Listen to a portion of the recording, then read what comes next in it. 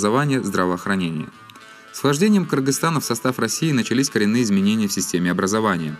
В Кыргызстане росло число школ, повысился уровень обучения, изменилось его содержание.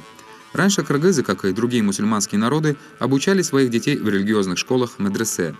Начиная с 1886 года, наряду с ними русские власти организовали так называемые русско-туземные школы. В этих учебных заведениях, кроме традиционных мусульманских дисциплин, изучался русский язык, литература, начало светской культуры. В программу их входили такие предметы, как арифметика, география, история, природоведение и другие.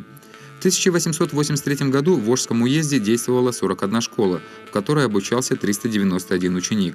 В 1914 году таких школ было 229, где обучалось 3200 учеников, из них 33 девочки. В Каракольском уезде 128 школ и 2300 учеников.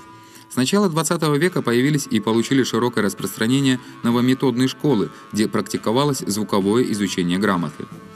В этот период имело место резкое увеличение количества медресе, высших мусульманских учебных заведений.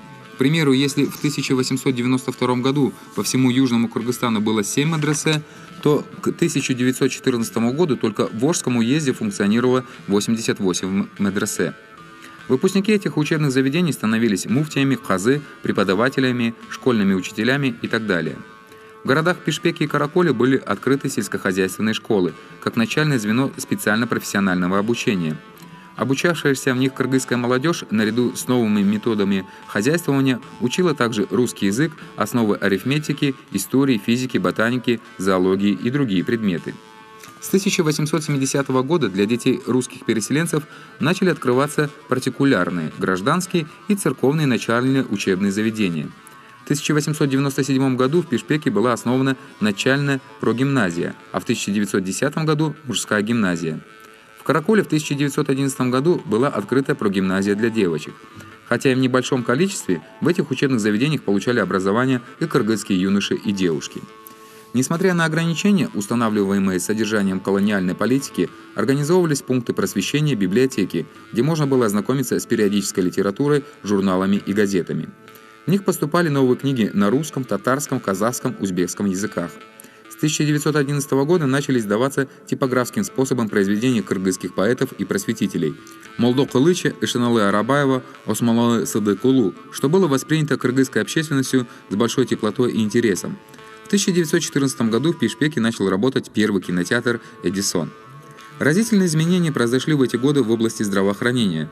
Начали работать стационарные гарнизонные лазареты. Чуть позже в городах стали появляться фельдшерские пункты для гражданского населения. В 1900 году в Аше открылась первая городская больница. В 1913 году в Кыргызстане функционировало 4 городские и 2 сельские больницы, где больным оказывалась профессиональная медицинская помощь. По общеевропейской методике к кыргызскому населению начали проводить прививки против оспы, брюшного тифа. Отдельные представители кыргызского населения привлекались к деятельности здравоохранительных учреждений, что послужило приобщению их к основам некоторых областей научной медицины. Начало научных исследований Кыргызстана. Вторая половина XIX – начало XX веков стали эпохой научного открытия Кыргызстана. Для получения преимущества приоритета в скрытом противоборстве с Великобританией за обладание Кыргызстаном Россия выделяла большие средства для всестороннего изучения этого региона. Целый ряд российских научных учреждений посылали в эти районы Центральной Азии своих ученых, этнографов, историков, географов, горных инженеров и других специалистов в составе регулярных военных экспедиций. Последние экспедиции в первую очередь преследовали военно-разведывательные цели, но ученые-исследователи, каждый по своей линии, собирали сведения и материалы для научных обобщений и выводов. Одним из видных исследователей Центральной Азии был Чокан Чангызович Валиханов, внесший неоценимый вклад в приобщение этого ранее почти неизученного региона в круг интересов мировой науки. Собранные им сведения имеют большое значение в изучении географии, фольклора, истории, устного народного творчества Кыргызстана. Большой вклад в изучение Тенир-Тоо, в том числе и Сыкульской котловины, внес Семенов Тяньшанский. В 1856-57 годах он составил орографическую схему этого региона. В ходе своих экспедиций он собрал обширный научно-достоверный материал, доказав ошибочность сведений европейских ученых о вулканическом происхождении гор Тенир-Тоо, о том, что из Иссык-Куля вытекает река. Его исследования послужили важным источником для изучения горной системы Тенир-Тоол. Позднее Семенов-Тяньшанский инициировал еще несколько научных экспедиций для изучения этого края. В последующем комплексном исследовании Центральной Азии в 1870-1888 годах неоценима роль Николая Михайловича Пржевальского. В ходе своей 5-й экспедиции Пржевальский умер от брюшного тифа, похоронен близ города Каракола на берегу Иссык-Куля, где ему поставлен памятник. Город Каракол был назван его именем и носил его с 1889 по 1920 и с 1939 по 1991 годы. Особое внимание русских ученых в исследовании малоизученного региона привлекало монументальное творение кыргызского устного народного творчества эпос «Манас». К примеру, еще в те годы известный русский ученый Радлов и ориенталист казах Вальханов основали отрасль науки о кыргызском эпосе.